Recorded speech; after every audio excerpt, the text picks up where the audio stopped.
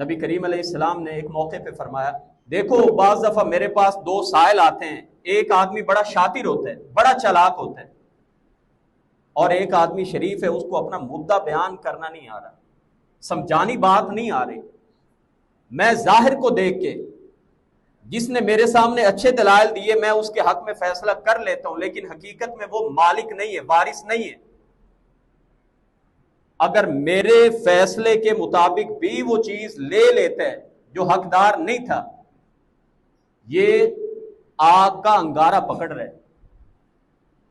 میرے نبی ہونے کے باوجود بھی میرا فیصلہ کیا ہوا بھی حرام چیز کو اس کے لیے حلال نہیں کر سکتا۔ چاہے عدالتوں میں مہنگے وکیل کر کے، جج خرید کے، پلاٹوں پہ قبضے کر کے فیصلے اپنے حق میں بھی کرا لیں، اللہ کی نظر میں مجرم کے مجرم رہیں گے۔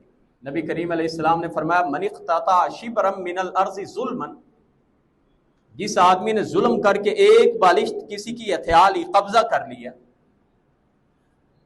قیامت کے روز اللہ ساتوں زمینوں کا طوق اس کے گلے میں پہنا کے کہیں گے اب اس کو اٹھا کے لے جائیں۔